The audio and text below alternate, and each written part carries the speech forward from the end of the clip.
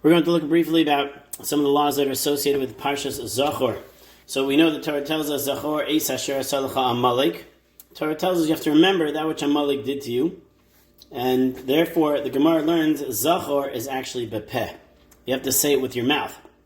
How does that actually work? We know that the mitzvah of Parshas Zachor is to hear it being read from the Baal Koreh, reading it from the Sefer Torah. So in fact, I'm not actually saying it from my mouth. Nonetheless, as we'll see in a moment, why this is actually a fulfillment by simply listening to it. But the basic mitzvah is that you must remember that which Amalek did to you. How do you remember? It has to be bepeh. What does it mean, bepeh, with your mouth? So can I just recite and then say, I remember what Amalek did to me? So it seems to be that it has to be read from actually a Sefer Torah itself. How is that proven? We don't see that anywhere in the Psukim that actually tells us this.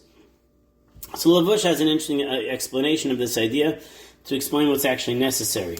And Lavush points out that in fact, this idea of reading Parshas Zachor right before Purim, it's not anywhere stated in the Torah. Can't be, because Purim didn't happen until much later. So why is it that when I fulfill the mitzvah of remembering Amalek, that I specifically do it before Purim?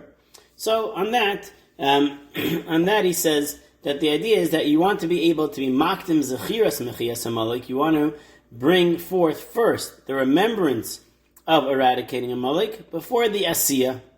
What does it mean before the asiyah? Before the action itself. So he explains, says Lavush, because since in the Megillah it says nizkarim v'na'asim, remembering and doing, therefore for us we want to be able to have the remembrance of it prior to the actually doing itself. But in fact, if you look chronologically in the Torah when this actually happened, the story of Amalek in the Torah didn't happen in Adar. It happened at a different time. I believe it happened in Iyar. So why are we doing it now? The whole point of the battle that they had with Amalek was in Iyar, and that was by Refidim, after we left Kriyas Yamsuf, after the splitting of the sea. So therefore, says Lavush, that really, from the Torah standpoint, it wasn't requiring us to read it this Shabbos, certainly, because it's related to Purim, which again was not mentioned in Torah. But rather, the mitzvah say, the positive mitzvah that we have is la'asosa be'echa min ha'shabbosos. The mitzvah is to do it one of the Shabbos of the year, whichever one Beis Din decides that's going to be. So the Torah obligation is to remember Amalek, and Chazal established after the Purim story that it's going to become established right before Purim itself. So you have the biblical obligation, which was then given over to Chazal to establish how we're going to fulfill that, and that fulfillment happens the Shabbos actually before Purim. Why is it read from the Torah specifically?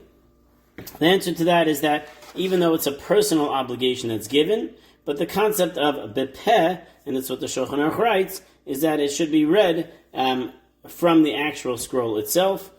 And the Shulchan Aruch presents that you actually need 10 people. Unlike a regular other required mitzvahs, the Mechaber, the Shulchan Aruch writes, Yesh omim sheParshas Zachor. Some say that Parshas Zachor and Para are chayav l'krosa midoraisa. They're biblical obligations to read it. Therefore, people who live out of town in the Yeshuvim, when they don't have a minyan, they have to go that Shabbos, specifically that Shabbos, in order to hear it. So it's a big deal to be able to hear Parshas Zachor and to actually go on Shabbos to be able to hear this. Nonetheless, what we do today is slightly different when a person can't actually make it to Parshas Zachor, but ultimately, ideally, a person should try to get to an actual reading of Zachor. This reading itself is not Chovas HaTzibor. It's different than Torah reading on a regular Shabbos. Torah reading on a regular Shabbos is an obligation on the Tzibor, on the community. The community needs to hear the reading. If the individual didn't hear it, it's okay. Technically, he should try to make it up if he can, but if he didn't hear it, it's an obligation on the community. Whereas when it comes to Zachor, it's actually an obligation on the individual. And the Geder, the framework, is how they created was that it has to be done from a Sefer Torah in a Tzibor, in a Minyan, in order to be able to hear it in this way.